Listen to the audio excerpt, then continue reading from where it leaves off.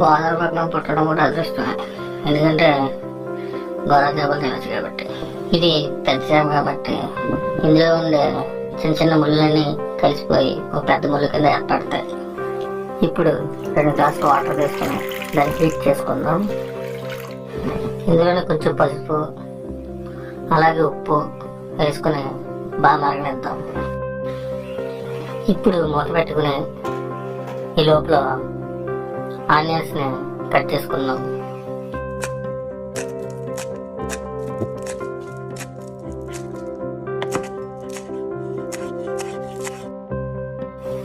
పచ్చిని నిలువగా కోసుకోవచ్చు, లేదా అడ్డంగా ముక్కలుగా కోసుకోవచ్చు, మీ ఇష్టం. అలాగే కొత్తిమీర కూడా కట్ చేసుకుందాం. ఇప్పుడు ముక్కల్ని నీళ్ళు మరుగుతున్నట్లు ఉన్నాయి కదా, ఒక్కొక్కటిగా ఇందులో వేసేసుకుందాం. ఇప్పుడు మూత పెట్టుకుని మన చేప ముక్కల్ని ఉడకబెడతాం.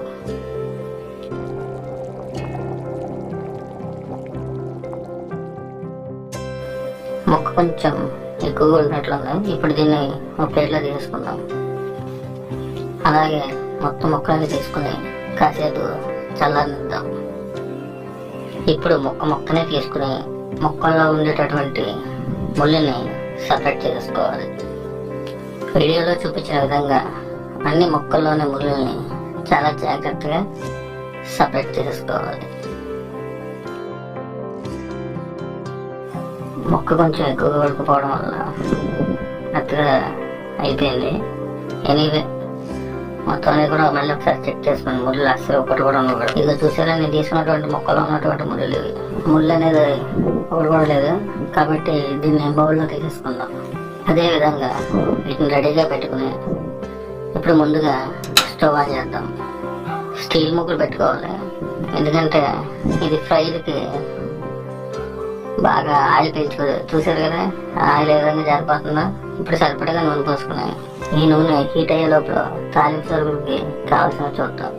వెల్లుల్లిపాయ రేకలు, ఎండుమిరపకాయలు, కరివేపాకు, జీలకర్ర, మినపప్పు.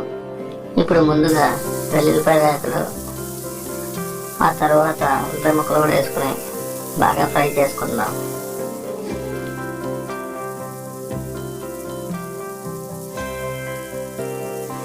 ఇప్పుడు మిగిలిన తాలింపు సరుకులు కూడా వేసేసుకుని ఒక్కసారి బాగా కలుపుకుందాం.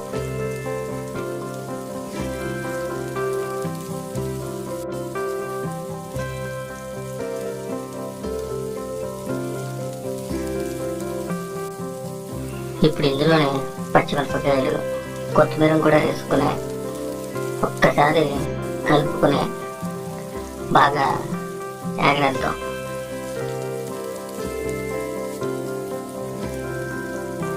ఇప్పుడు ముళ్ళు లేకుండా రెడీగా పెట్టుకున్నటువంటి చేప ముద్దని ఇందులో వేసుకుని బాగా కలుపుదాం.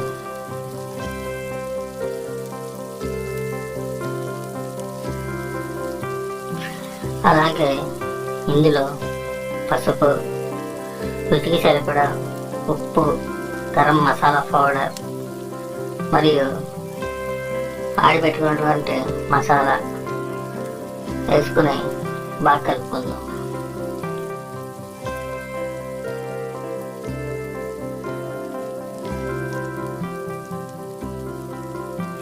ఇప్పుడు కాసేపు మూత పెట్టుకుని మగ్గనిద్దాం.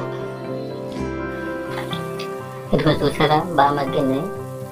వేసుకోవాలనుకుంటే ఇందులో టమాటా ముక్కలు కూడా వేసుకోవచ్చు. ఇప్పుడు నేను ఆల్రెడీ వేసాను. అడిగట్టుకోకుండా ఒక్కసారి బాగా కలుపుకుందాం. ముక్క కొంచెం ఎక్కువగా ఉండడం వల్ల మెత్తగా అయింది.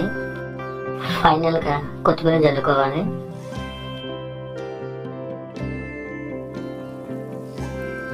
ఇప్పుడు మళ్ళీ ఒక్కసారి బాగా కలుపుకుందాం.